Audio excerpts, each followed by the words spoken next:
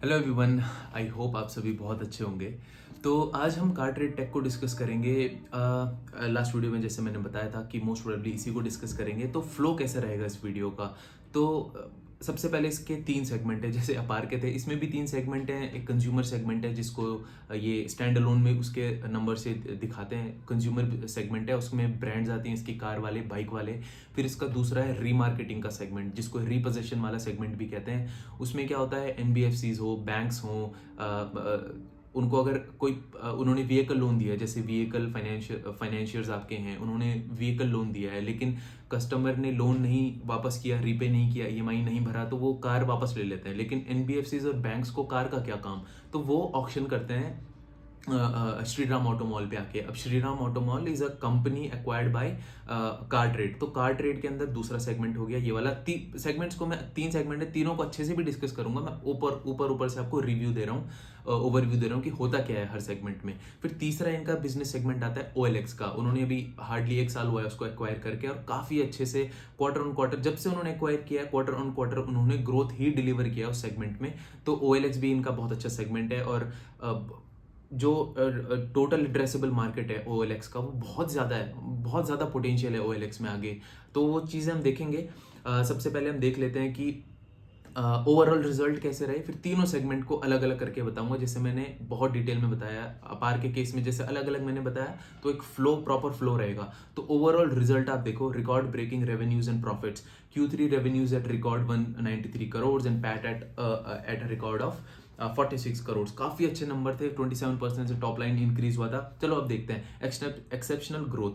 All three business verticals delivered their highest ever revenue and profits. 9 month अगर हम देखें FY25, तो revenue surged bye 32%, बहुत ही अच्छी बात। EBITDA grow by an impressive 100% and PAT zooms to 99 crore. आप देखो रहो किस हद तक का ऑपरेटिंग लेवरेज मिल रहा है। अगर आपकी 9 मंथ की जो टॉप लाइन थी वो सिर्फ 32% से ग्रो हुई है, लेकिन जो एबिटा है, and this is why a platform business is so much better until unless वो स्केलेबल है, वो कर पा रहा है। कर नहीं पा रहा है तो फिर कोई फायदा नहीं है। तो एबिटा आप देखो 100% से बढ़ा है, thrice, 3 times of your top line. और Q3 अगर Q3 वर्सेस Q2 की मैं बात करूं, तो यूजुअली क्या होता है, कंपनीज YOY पे तो बहुत अच्छा परफॉर्मेंस दे देती हैं, लेकिन इस कंपनी ने इस टाइम पे QOQ पे भी बहुत अच्छा परफॉर्मेंस दिया है। Profits rose sharply by 48%। But उसमें एक ये भी चीज़ है कि जो इनका Q3 होता है, बिकॉज उसमें दिवाली, दशहरा और बहुत सारे फेस्टिवल्स आते हैं, न्यू ईयर एंड ऑल, तो Q3 इनका सबसे बढ़िया क्वार्टर होता है। उसमें हर चीज़ उसमें अच्छी होती है इस क्वार्टर में, तो इसीलिए भी QOQ का काफ़ी परफॉर्मेंस आपको अच्छा लगेगा। हो सकता है अगर Q1 से Q2 की बात होती तो शायद उतना अच्छा आपको QOQ का परफॉर्मेंस नहीं दिखेगा। तो उतना मीन्स अब दिखाया है कंपनी ने, तो इसका मतलब ये नहीं है कि हमको यहाँ पे बस हम इम्प्रेस हो गए और बस भाई यही कंपनी है। नहीं, ऐसा नहीं करना है। बहुत ऑब्जेक्टिवली किसी कंपनी को आपको एनालाइज करना होता है। बाकी तीनों डिवीजन मैंने आपको बताया। पहला division consumer group driving growth, जिसमें क्या करते हैं ये, अब बताता हूँ अलग अलग सेगमेंट, फिर अलग अलग उसके रिजल्ट देखेंगे। कंज्यूमर बिजनेस में इनकी दो ब्रांड्स है, बाइक वाले, कार वाले।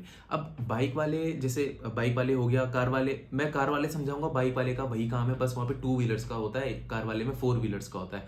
तो कार वाले जो सेगमेंट, जो इनका सेगमेंट, जो इनकी कंपनी है, जो इनकी ब्रांड है, वो कंज्यूमर डिवीजन के अंदर आती है। अब जैसे कोई OEM है, डीलर है, उसे कार बेचनी है, नई कार बेचनी है, तो जो कार वाले प्लेटफॉर्म है ना, वहाँ पे 85% न्यू कार्स ही बिकती हैं।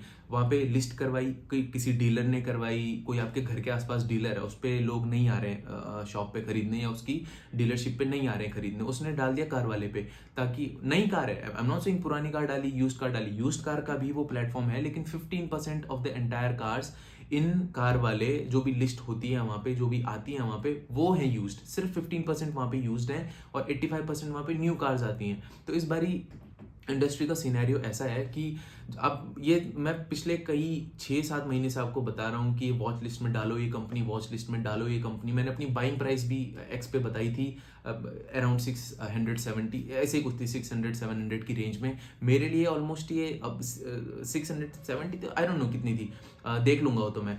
3x होने वाला है मेरे लिए, और पिछले 6-7 महीने में, और सब कुछ आपके सामने ही हो रहा है। मैं बता रहा हूँ कि रैशनल क्या है, क्या नहीं है, क्या नहीं है। रिकमेंडेशन कभी भी नहीं था, बट एक आपको एक एनालिसिस किस तरीके से करते हैं उस कंपनी का, वो मैंने शेयर किया था। अभी इंडस्ट्री का सिनेरियो ऐसा है जो अगेन मैं बहुत बारी रिपीट कर दिया है कि जो आपकी इन्वेंट्री है कार डीलर्स पे या फिर जो भी OEMs के पास इन्वेंट्री है वो बहुत ज़्यादा बढ़ गई थी बीच में। 80 डेज चली गई थी, फिर 60 हुई, अभी शायद 40-50 डेज पे है इन्वेंट्री। तो जब आपका जो सप्लाई है कार्स की वो बहुत ज़्यादा हो जाती है डिमांड से, तो OEMs क्या होते हैं, वो डायरेक्ट कंज्यूमर के साथ कनेक्ट करने की कोशिश करते हैं रादर देन जो जितना भी उनका एडवर्टाइजिंग का बजट है इनका OEMs का, चाहे मारुति हो, Hyundai हो, कोई भी कंपनी है, टाटा मोटर्स हो, M&M हो, कोई भी कंपनी का जितना भी मार्केटिंग का बजट है, अब वो धीरे धीरे ना ट्रेडिशनल क्या करते थे, उन्होंने न्यूज़पेपर्स में एडवर्टीजमेंट रन करवाए, बिजनेस चैनल्स में एडवर्टीजमेंट रन करवाए, न्यूज़ चैनल्स पे एडवर्टीजमेंट रन करवाए, होर्डिंग्स लगवाई, ये लगवाया। लेकिन अब क्या है, क्योंकि इनको पता है कि OEMs को पता है कि कार वाले पे जो भी कंज्यूमर आ रहा है, कितने भी विजिटर्स आ रहे हैं कार वाले पे, बाइक वाले पे या फिर OLX पे, ये सब क्या है, इनका कहीं ना कहीं लेना देना कार से है। चाहे उन्हें कार खरीदनी है या उन्हें कार बेचनी है, मोस्टली बहुत सारे लोगों का एक इंटेंट तो यही रहता है। कुछ आते हैं खाली अपने स्पेसिफिकेशन देखी, जो कार एंथुसियास्ट्स होते हैं कि हम नई नई स्पेसिफिकेशन देख लेंगे, बिकॉज कार वाले बहुत अच्छी डिटेल्स प्रोवाइड करता है, वीडियोस प्रोवाइड करता है कि कार कैसी दिखती है, क्या नहीं है, क्या है। लेकिन बहुत सारे लोगों का डायरेक्ट इंटेंशन होता है वहाँ पे या तो खरीदना है या बेचना है, या उनको बस एक ट्रिगर की ज़रूरत होती है। लेकिन अब मैं न्यूज़पेपर पढ़ रहा हूँ, OEM मेरे को अगर न्यूज़पेपर में फ्रंट पेज में उसने बड़ा सा एडवर्टीजमेंट देखा, मेरे को कोई मतलब ही नहीं है, मैंने ले ली कार यार, मेरे को कोई ज़रूरत नहीं है उस कार की, ना मैं उसको एडवर्टीजमेंट देखूंगा ना कुछ, मैं डायरेक्टली फ्रंट पेज पे आऊँगा कि न्यूज़ क्या क्या है। तो उनका एडवर्टीजमेंट का जो पैसा है वो उधर ब्रांड बिल्डिंग तो हो रही है न्यूज़पेपर्स में, इधर उधर ब्रांड बिल्डिंग हो रही है, लेकिन डायरेक्ट कंज्यूमर के साथ कोई टच नहीं है। तो एक मार्केट प्लेस कार ट्रेड ने पिछले बहुत सालों से काम कर रहा है। लिस्ट जब से हुआ है 1500-1600 के लेवल्स पे लिस्ट हुआ था, 300-400 के लेवल्स पे गया था, मैंने बिजनेस को देखना तब भी नहीं छोड़ा था। अब जब ये रिवाइव हुआ, चाहता तो मैं 300 के लेवल्स पे भी एंटर कर सकता था, 400 पे भी, 500 पे भी, बट मैंने जब तक मैं कॉन्फिडेंस जब तभी आया मेरे को 600 लेवल्स के अराउंड, उसके कुछ रीजंस रहे होंगे, तब से मैंने एंटर किया। तब से काफ़ी अच्छा इसने मेरे को पर्सनली पोर्टफोलियो को काफ़ी अच्छे से इसने इंक्रीज किया हुआ है। उस टाइम पे भी जब अभी बहुत ज़्यादा ड्रॉ डाउन हुआ है पोर्टफोलियो में बहुत लोगों के, सबके यार ऑलमोस्ट। तो यहाँ पे क्या है, जो अब ये OEMs हैं, जितनी भी एक प्लेयर्स हैं, वो डायरेक्टली अब उनको पता चल गया कि ओके एक मार्केट प्लेस ये सस्टेनेबल बेसिस पे हो गया है। 49 मिलियन यूनिक विजिटर्स आ रहे हैं हर महीने इस कंपनी के पास, कार ट्रेड के पास, कार वाले के पास, क्योंकि कार ट्रेड एक आप कह सकते हैं पेरेंट कंपनी है, इनके डिफरेंट डिफरेंट ब्रांड्स हैं, बाइक वाले, कार वाले, फिर रीमार्केटिंग साइड में श्रीराम ऑटोमॉल और फिर OLX वगैरह। तो अब क्या करने जो OEMs हैं उन्होंने क्या करना शुरू कर दिया, डायरेक्टली कंज्यूमर्स को ही अट्रैक्ट करना शुरू कर दिया, उनको ही टारगेट करना शुरू कर दिया। तो इनका जो एडवर्टीजमेंट बजट है वो काफ़ी ज़्यादा हो गया है, और इसी वजह से रेवेन्यूज में आप देखेंगे काफ़ी अच्छा इंक्रीज हुआ है कंज्यूमर वाले बिजनेस डिवीजन में। Achieved 35% EBITDA margin this quarter, 35% का एबिटा मार्जिन है सिर्फ यहाँ पे, जो कि पिछले साल बहुत कम थे। वो मैं आगे आपको इंडिविजुअल रिजल्ट में दिखा दूंगा। तो चलो अभी आते हैं हम कंज्यूमर सेगमेंट के रिजल्ट के ऊपर आ जाते हैं। नहीं, इसी को पहले स्लाइड खत्म करते हैं, सॉरी, ताकि आपको तीनों का ओवरव्यू मिल जाए, फिर अलग अलग से देखेंगे। Remarketing business momentum, remarketing side में क्या होता है, जो मैंने आपको बताया दूसरा बिजनेस सेगमेंट है, NBFCs हैं, बैंक्स हैं, या फिर कोई भी जिसने व्हीकल फाइनेंस किया है, कस्टमर्स ने लोन वापस नहीं किया तो वो कार उठा लेते हैं। अब कार उठा के उनका तो कोर ऑपरेशन है नहीं, बैंक्स कार का क्या करेंगी, वो क्या करती हैं, उस कार को ऑक्शन करवा के उससे प्राइस निकलवा लेती हैं और अपना जो भी NPAs वगैरह है वहां से रिकवरीज कर लेती हैं। अब कार कौन बेचेगा, अब बैंक्स का धंधा नहीं है कार बेचने का, बैंक्स का कोर ऑपरेशन नहीं है, वो हर डीलर पे जाके कार पार्क नहीं कर सकता है कि यार इसको बिकाओ, ये करो, वो कर सकता है, ट्रेडिशनली यही होता आया है। लेकिन बैंक्स के जो कोर ऑपरेशन है ना, वो ये सब तो करने के लिए नहीं बनाया कोई बैंक। तो इन्होंने क्या किया, बड़ा स्मार्ट तरीके से, बहुत पहले श्रीराम ऑटो मॉल को इन्होंने एक्वायर किया था, जिसको सैमिल कहते हैं, SAMIL। तो श्रीराम ऑटो मॉल को एक्वायर जब इन्होंने किया तो उनके पास ऑलरेडी उस टाइम पे 160 आप कह सकते हैं कि 5 एकड़ से भी ज़्यादा इनके पास क्या बोलेंगे कि एक प्लेस था जहाँ पे लोग गाड़ियाँ आके रख सकते थे। अगर बैंक्स और NBFCs को ऑक्शन करवाना है, ऑक्शन की डेट 20 दिन बाद है, लेकिन एक कोई NBFC है उसके पास, उसने 50 गाड़ियाँ रिपोसेस कर ली, 50 व्हीकल्स अगर उसने रिपोसेस करे, मतलब 50 कस्टमर्स ने अगर लोन नहीं दिया तो वो गाड़ी ले लेगा वापस, व्हीकल वापस ले लेगा NBFC। अब वो NBFC को खड़ी करने के लिए भी कोई जगह चाहिए, ऑक्शन अगर 20 डेज बाद है तो वो क्या कर सकता है, श्रीराम ऑटो मॉल के पास जाएगा, उनके पास स्पेस है, वहां पे गाड़ी पार्क करेगा, 10 20 30 40 जितने भी दिन बाद ऑक्शन हो वो ऑक्शन में लिस्ट करवा देगा गाड़ी। वहां पे क्या करेंगे, जैसे ऑक्शन पे लिस्ट करवाई तो चाहे मैं हूं, मैं उस ऑक्शन में जाके खरीद सकता हूं, मैं उस ऑक्शन में जाके अपनी गाड़ी भी बेच सकता हूं, लिस्ट करवा सकता हूं। और डीलर्स हैं, जैसे सेकंड हैंड कार्स के जो डीलर्स होते हैं वो कहाँ से लाते हैं गाड़ियां, या तो कोई उनका पर्सनल सोर्स है, वर्ड ऑफ माउथ रिकमेंडेशन है, किसी ने गाड़ी उनके खुद स्टोर पे आके बेची तो वो अलग है। लेकिन उसको उनको अगर और ज्यादा इन्वेंट्री चाहिए तो श्रीराम ऑटो मॉल के ऑक्शंस पे जाएंगे, वहाँ जो भी बिडिंग प्रोसेस होता है उसके हिसाब से जो भी इनको गाड़ियां चाहिए, जो भी रीपोसेस करवाई हुई हैं एनबीएफसीज इनके थ्रू, तो वहां से वो गाड़ी रीपोसेस होगा। तो एक बहुत अच्छा प्लेटफॉर्म बन गया ना, जितनी भी एनबीएफसीज वगैरह हैं उनको अब कोई टेंशन वाली बात नहीं है। श्रीराम ऑटो मॉल है, आपने गाड़ी रीपोसेस करी, उसको आप जाके श्रीराम ऑटो मॉल के पास खड़ी कर दो, ऑक्शन में डालो, बिकी नहीं बिकी वो अलग बात है, लेकिन उनको एक प्लेटफॉर्म मिल गया करने का। तो रीमार्केटिंग साइड में ये होता है। और पिछले कई क्वार्टर से, 3 4 क्वार्टर से रीमार्केटिंग साइड में ग्रोथ था ही नहीं। आई थिंक FY24 में तो उस रीमार्केटिंग वाले साइड में ग्रोथ था ही नहीं, बिकॉज बैंक्स की बैलेंस शीट बहुत अच्छी हो रही थी। वो तो हमने भी देखा है कि बैंक्स की बैलेंस शीट कितनी अच्छी हो रही है।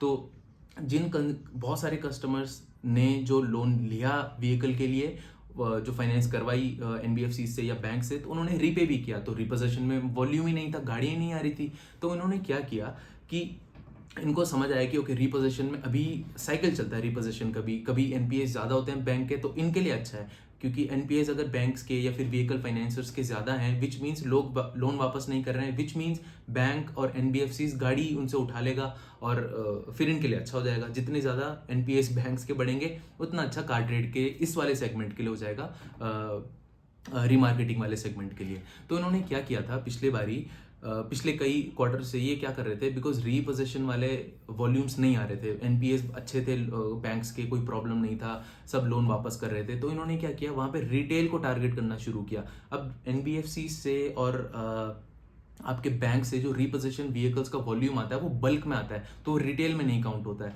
अब रिटेल में कौन सा काउंट होगा, चाहे वो एक ट्रक ड्राइवर है, उसका ट्रक बहुत पुराना हो गया, उसको बेचना है, इंडिविजुअल है, एक ट्रक है, उसने डाल दिया श्रीराम ऑटो मॉल के ऑक्शनिंग में, तो ये हुआ रिटेल साइड को ज्यादा केटर करने लगे थे। मेरा कार खराब हुआ, पुराना हुआ, मेरे को नया स्विच करने का मन है, मैंने श्रीराम ऑटो मॉल पे डाल दिया। मैंने OLX पे नहीं डाला, मैंने कार वाले पे नहीं डाला, मैंने श्रीराम ऑटो मॉल के ऑक्शन में डाल दिया। मेरा जो जिसे हम छोटा हाथी कहते हैं, छोटे व्हीकल्स ऐसे कमर्शियल व्हीकल, वो किसी के इंडिविजुअली कोई भी इंसान अगर इंडिविजुअली वो लेके आ रहे हैं श्रीराम ऑटो मॉल के पास, तो वो रिटेल साइड का हो गया। तो 40% इन्होंने इतना अच्छा कर दिया था कि रिपोजिशन से तो व्हीकल नहीं आ रहे थे, लेकिन इन्होंने रिटेल को इतना टारगेट किया कि इस क्वार्टर में आते आते रिटेल का जो पिछले क्वार्टर में आते आते रिटेल का जो प्रपोर्शन है वो 40% तक का हो गया था। अब वापस से रीमार्केटिंग साइड आने लग गई है। मैंने बहुत बार ये आपको बताया, पिछले 6 महीने से लगातार ये चीज़ बता रहा था कि जब रीमार्केटिंग साइड में भी ग्रोथ आने लगेगा तो ये कंपनी बहुत अच्छा ग्रो करेगी, बिकॉज इसका कंज्यूमर डिवीजन जो मैंने पहले बताया, कार वाले बाइक वाले वाला, जिसमें कार वाले बाइक वाले आता है, स्टैंड अलोन जो डिवीजन है वो तो ग्रो कर ही रहा था, कंसिस्टेंटली वो ग्रो कर रहा है और बहुत पहले से ग्रो कर रहा है, वहाँ कोई प्रॉब्लम नहीं था एज सच। इस बारी तो बहुत ज़्यादा ग्रोथ आया वहाँ पे, लेकिन ग्रोथ स्लो डाउन वहाँ पे था भी नहीं, वो अच्छे से कर रहा था। OLX जब से इन्होंने एक्वायर किया वो अच्छे से कर रहा था। प्रॉब्लम थी इनके रीमार्केटिंग वाले बिजनेस सेगमेंट में, अब वो भी अच्छे से ग्रो करने लगा है। 28% ग्रोथ आया है इस बारी YOY, और पैट में 178% ग्रोथ। तो अब देख रहे हैं the kind of operating leverage, it's crazy operating leverage मिल रहा है। इतना ऑपरेटिंग लेवरेज सिर्फ प्लेटफॉर्म बिजनेस को मिल सकता है, अदरवाइज नहीं। तो इसीलिए आप देखेंगे पिछले 2-3 ट्रेडिंग सेशन से 16% अप, 20% अप, ऐसे इसमें शेयर प्राइस को बेसिकली मार्केट रिवॉर्ड कर रहा है इस टाइम पे। अब OLX का आप देखेंगे, OLX India's consistent growth, the recently acquired business continues it's quarter on quarter growth trajectory with 80% surge in profits. अब OLX का तो मैं क्या ही डिस्कस करूं, आपको तो पता ही है OLX का बिजनेस मॉडल क्या है, लोग आते हैं वहां पे। अब मैंने आपको बताया था कि जैसे कार वाले और OLX में, फिर आप बोलेंगे कि क्या फर्क है यार, मतलब कार वाले भी इनका एक प्लेटफॉर्म था जहाँ पे लोग आके अपनी कार बेच सकते थे, second hand car and all that. तो इन्होंने OLX को क्यों खरीदा, बिकॉज मोस्टली OLX में ऑटो साइड वाला भी ज्यादा चलता है। 50% of the OLX is auto side only, जहाँ पे कार्स वगैरह बिक रही हैं और 2 व्हीलर बिक रहा है। तो यहाँ पे एक कैच है। कैच क्या है, इस बार ये कंपनी ने क्लियर किया ये, और अच्छा क्वेश्चन पूछा किसी एनालिस्ट ने कि जो इनका कार वाले वाला प्लेटफॉर्म है ना, वो टॉप 25% ऑफ द सिटीज़ में ज़्यादा प्रेवलेंट है, वहाँ ज़्यादा चलता है। 8 लाख से अगर ऊपर आपको कोई कार लेनी है तो आप प्रेफर करते हैं कार वाले, ऐसा ट्रेंड देखा मैनेजमेंट ने। और अगर आपको छोटे बी टाउन, सी टाउन, डी टाउन में अगर आपको जाना है जहाँ पे 8 लाख से कम आपका टिकट साइज है, तो आप प्रेफर करते हैं OLX, कंज्यूमर कस्टमर्स प्रेफर करते हैं OLX। तो ये डिफरेंस हो जाता है। और वैसे भी कार वाले में 85% जो व्हीकल लिस्ट होती हैं वो न्यू व्हीकल्स होती हैं, यूज्ड सिर्फ 15% है कार वाले में। और OLX में 40 to 45% यूज्ड व्हीकल है, और वो भी ऑटो साइड में, और बाकी जो इनका है वो नॉन ऑटो साइड है, washing machine, real estate, electronics, fridge, कुछ भी हो वो बाकी वो है। तो यूज्ड कार का जो प्रिडोमिनेंटली इनके पास प्लेटफॉर्म है वो अभी भी OLX है, ठीक है, वो कार वाले नहीं है, वहाँ पे न्यू कार्स का ज़्यादा है, ठीक है। अभी मैं आपको दिखाता हूँ स्टैंड अलोन। अब मैं आपको दिखाता हूँ सेगमेंटल रिजल्ट्स किस हिसाब से इंप्रूव हुए हैं। तो मैंने आपको ये तो बता दिया कि हर सेगमेंट में, तीनों सेगमेंट में क्या क्या होता है। तो अब ये स्टैंड अलोन रिजल्ट है जिसमें कंज्यूमर सेगमेंट की ये बात करते हैं, जिसमें कार वाले और बाइक वाले ब्रांड आता है, जिसमें कि OEMs आपको एडवर्टीजमेंट पैसा प्रोवाइड करते हैं एंड ऑल दैट। बहुत अच्छे से ये काम करते हैं OEMs के साथ, अब तो बहुत डीप कनेक्शन हो गया है। और आई थिंक ये डेटा वगैरह भी शायद प्रोवाइड करते हैं। I am not really sure about it, but may be it is a possibility. तो अब आप इसमें ये देखो, ये सिर्फ कंज्यूमर डिवीजन की मैं बात कर रहा हूँ। YoY आप देखो 38% से रेवेन्यू इस टाइम पे इंक्रीज हुआ है, और EBITDA आप देखेंगे तो 237% से हुआ है। और EBITDA मार्जिन आप देखेंगे तो मैं सिर्फ उनको डिस्कस कर रहा हूँ जहाँ पे रेड बॉक्स बनाया हुआ है। तो EBITDA परसेंट आप देखेंगे 35% हो चुका है, जो पिछले क्वार्टर में था, पिछले साल के थर्ड क्वार्टर में जो 20% था। और नहीं, एक सेकेंड, हाँ, इससे पहले वाले क्वार्टर में वो 20% था, और उससे मीन्स दिसंबर Q3 FY24 में वो था 14%। तो कहाँ 14%, कहाँ 20% से खींच के एक्सपैंड करके 35% पे ले गए। तो अगेन कंपनी का वही कहना रहता है कि हमारे जो तीनों बिजनेस डिवीजन ऐसे हैं कि यहाँ से जो भी इंक्रीमेंटल रेवेन्यू ग्रोथ आएगा वो उसमें से मैक्सिमम मेजॉरिटी ऑफ द जो पैसा है, जो रेवेन्यू है, वो फ्लो होएगा आपका नीचे तक, एबिटा से भी ज़्यादा। जितनी स्पीड से आपका रेवेन्यू बढ़ेगा, बहुत ही माइनर उसका कॉस्ट बढ़े, कॉस्ट मीन्स बहुत कम स्पीड से बढ़ेगा, रेवेन्यू बहुत अच्छी स्पीड से बढ़ेगा, और इस वजह से आपको जो मार्जिन्स हैं इससे भी अच्छे आगे जाने की उम्मीद है जैसे जैसे रेवेन्यू बढ़ेगा। तो प्लेटफॉर्म बिजनेस का यही चीज़ रहती है, यही चीज़ अच्छी होती है प्लेटफॉर्म बिजनेस की, बट एक स्केलेबल होना चाहिए। And that's why I waited for this company 6-7 months back. I purchase it at around 600। तो मैंने इसीलिए वेट किया था because I was not sure at that time कि ये स्केलेबल है या नहीं है। आपने इंप्रूवमेंट थोड़ा तो दिखाया है, लेकिन उस टाइम पे आई वॉज नॉट श्योर। अब तो लग रहा है कि यार काफ़ी स्केलेबल हो चुका है बिजनेस। और पैट भी आप देखेंगे तो 172% से ग्रो किया, वही बहुत ही अच्छा। इस सेगमेंट से कोई प्रॉब्लम नहीं है। रीमार्केटिंग अभी तक काम नहीं कर रहा था, बहुत कम रीपोजिशन व्हीकल का वॉल्यूम ही बहुत कम था, ऑक्शन लिस्टिंग का बहुत कम वॉल्यूम था। और इसके बाद मैं ऑक्शन लिस्टिंग का वॉल्यूम भी आपको दिखाता हूँ, वो भी काफ़ी अच्छे से इंप्रूव हुआ है। तो टोटल इनकम आप देखेंगे रीमार्केटिंग वाले सेगमेंट में 28% से बढ़ा है। यहाँ पे ग्रोथ नहीं आ रहा था और अब 28% आया है, तो which is a good sign. और वो दोनों तरफ से आया है। मैंने आपको बताया कि ये इनके पास रीपोजिशन व्हीकल कम आ रहे थे, तो इन्होंने रिटेल पे फोकस किया। तो इस बार रिटेल से भी व्हीकल्स आए हैं, वॉल्यूम्स आए हैं व्हीकल के, और रिपोजिशन से भी वॉल्यूम आए हैं व्हीकल के, तो वो अच्छी बात है दोनों। और EBITDA आप देखेंगे तो 73% से बढ़ा है। Again very smart operating leverage in play है। और EBITDA परसेंट आप देखेंगे तो पिछले क्वार्टर से इतने ही थे 23%, इससे पहले भी इतने थे, लेकिन लास्ट ईयर 17% थे। तो मतलब 6% से इंक्रीज करना EBITDA मार्जिन्स बहुत ही अच्छी बात है। और प्रॉफिट आफ्टर टैक्स आप देखेंगे 178% से बढ़ा है, तो कोई प्रॉब्लम नहीं है। अभी आप देखो इसी सेगमेंट से related remarketing options and listing volumes. तो आप देखो Q3 FY24 में कितने कम थे, Q4 FY24 में कितने 293,647 हुए, फिर Q1 FY25 में आते आते वो 256,551 हो गए थे। अभी आप देखो Q2 FY25 में बढ़े और Q3 FY25 में और ज़्यादा बढ़ गए। ऑक्शन लिस्टिंग अलग होता है, ऑक्शन वॉल्यूम अलग होता है। ऑक्शन लिस्टिंग मीन्स कितने व्हीकल्स वहाँ पे लिस्ट होने आए हैं, ऑक्शन वॉल्यूम मीन्स कितने लिस्टिंग में से कितने सारे व्हीकल्स बिक गए। तो ये आप समझ सकते हैं लिस्टिंग और वॉल्यूम का डिफरेंस। तो वॉल्यूम भी आप देख सकते हैं वो कंसिस्टेंटली इंक्रीज हो रहे हैं, चाहे वो लिस्टिंग का वॉल्यूम हो, चाहे वो ऑक्शंस की लिस्टिंग हो या ऑक्शंस के वॉल्यूम हो, तो दोनों अच्छी स्पीड से बढ़े हैं इस बार। Q3 वर्सेस Q3 आप लिस्टिंग पे देखो तो 22% से बढ़ी है, साइड के जो दोनों छोटे छोटे ग्राफ्स हैं उनमें देखो, और वॉल्यूम्स भी देखो तो 29% से बढ़ा है। वेरी स्मार्ट, बहुत ही अच्छा मतलब रिजल्ट रहा है इस कंपनी का। किसी भी पैरामीटर पे मेरे को इस कंपनी का रिजल्ट इस बारी खराब नहीं लगा, and I was really trying to figure it out कि कुछ ना कुछ तो ऐसा होगा इस रिजल्ट में जो मैं बोलूं कि हाँ यार ये चीज़ मुझे खराब लगी। बाकी OLX को आप देखो, OLX का बिजनेस मॉडल तो आपको क्या ही समझाना है मैंने। अभी ये क्या कर रहे हैं OLX, बिकॉज जब इन्होंने OLX को आज से 1 साल पहले अराउंड अप्रॉक्सीमेटली एक्वायर किया था, तो ये ऑलरेडी व्हीकल वाले बिजनेस में थी, चाहे वो यूज्ड कार हो न्यू कार हो। तो जब इन्होंने OLX एक्वायर किया तो अभी इनका मेजॉरिटी ऑफ द जो इनका फोकस है वो कहाँ पे है, वो ऑटो साइड को एक्सपैंड करने में है। तो व्हीकल सॉरी OLX में भी ये अभी सिर्फ यूज्ड व्हीकल्स के ऊपर बहुत ज़्यादा फोकस कर रहे हैं, बिकॉज उनको ये पता है, उन्होंने ये काम, इस कंपनी ने जब से ये कंपनी बनी है तब से व्हीकल्स के साथ इन्होंने खेला है। अभी ये क्या कर रहे हैं कि इनको ये पता है कि जैसे ही हमारा टेक इंटीग्रेट हो गया या फिर जितनी भी सिनर्जीज हैं वो आ गई एक बार बिजनेस में, बिकॉज एक्विजिशन करना और उसको पूरा सेटल करने में टाइम लगता है। तो आई थिंक कि कंपनी अगर थोड़ा एक risk, I don't know if it can be classified as a risk, but कह सकता हूँ कि कंपनी बहुत ज़्यादा टाइम ले रही है OLX के दूसरे डिविजन्स पे काम करने में। एक चीज़ मैं कह सकता हूँ जो मेरे को लगा, जो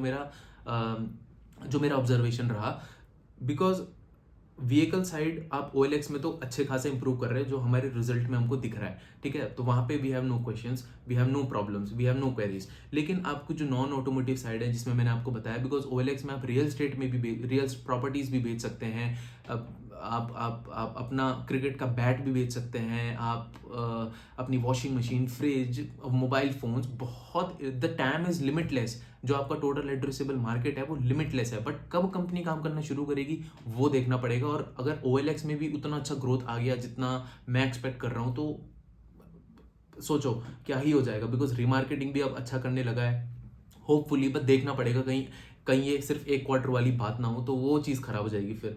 अब Q4 में भी देखना पड़ेगा, इवन दो मुझे ऐसा लगता है Q4 के रिजल्ट उतने अच्छे नहीं रहेंगे, बिकॉज Q3 इनका टॉप होता है। अब देखना पड़ेगा Q4 को ये टॉप बना सकते हैं या नहीं, अब वो चीज़ थोड़ा मुझे नहीं लगता उतना शायद हो पाएगा Q4 में। तो इनकम आप देखो OLX वाले सेगमेंट में 16% से बढ़ी है YoY। अब बहुत अच्छा, मींस OLX में कभी भी डी ग्रोथ आया ही नहीं। जब से इन्होंने OLX को एक्वायर किया है तब से क्वार्टर ऑन क्वार्टर ये ग्रोथ ही रजिस्टर कर रहे हैं। एबिटा मार्जिन भी आप OLX में देखो स्मार्टली कहाँ 26% तक चले गए हैं, अभी तो आपने एक्वायर किया है, तो बहुत ही अच्छी बात है। बाकी पैट भी आप देखेंगे लास्ट में आके इन्होंने, इवन तो यहाँ लिखा नहीं है कितने उससे बढ़ा है, लेकिन अगेन जब इन्होंने डिसकंटिन्यू किया था ऑपरेशंस को तो वहाँ पे लॉस थे 4.5 करोड़ के 45 करोड़ के रादर। तो दिसंबर 31 2023 में ये लॉस था, अब वो आते आते सॉरी 34 करोड़ का लॉस था। अभी आप देखो आके कितना अच्छे से स्मार्टली इन्होंने वो प्रॉफिट में कन्वर्ट किया है YoY आके, और QoQ में भी बहुत अच्छे से इन्होंने अपने प्रॉफिट्स को 14 करोड़ पे चले गए OLX के profits. Not an easy feet, बहुत अच्छा इनका मेरे को परफॉर्मेंस लगा। एक और चीज़ अगर मैं आपको दिखाऊं, ये आप देखो YoY, आप देखो एवरेज मंथली यूनिक विजिटर्स 49.1% पे चले गए हैं। एवरेज मंथली यूनिक विजिटर्स इनके सारे के प्लेटफॉर्म्स मिला के, उसमें से भी आप देखो Q3 FY24 में 38.3 मिलियन थे, वो इंक्रीज करके 49.1 मिलियन पे लेके जाना मींस ब्रांड एफिनिटी बन रही है, लोगों को अब समझ आ रहा है, लोगों को विजिबिलिटी लग गई है प्लेटफॉर्म की, समझ आता है। आई डोंट थिंक बहुत कम लोग ऐसे होंगे, इनफैक्ट मैनेजमेंट ने भी यही कहा कि बहुत कम लोग ऐसे होंगे जो नई गाड़ी ले रहे हैं और जो टेक सेवी भी हैं, जिनको आता है फोन वगैरह यूज करना, और वो कार वाले या कार ट्रेड पे ना आए। ऐसा हो नहीं सकता, बहुत कम लोग ऐसे होते हैं, बिकॉज ये एकदम मार्केट प्लेस बन गया है। जितने भी सेगमेंट इन्होंने एक्वायर किया बड़ा स्मार्ट प्ले इन्होंने किया है।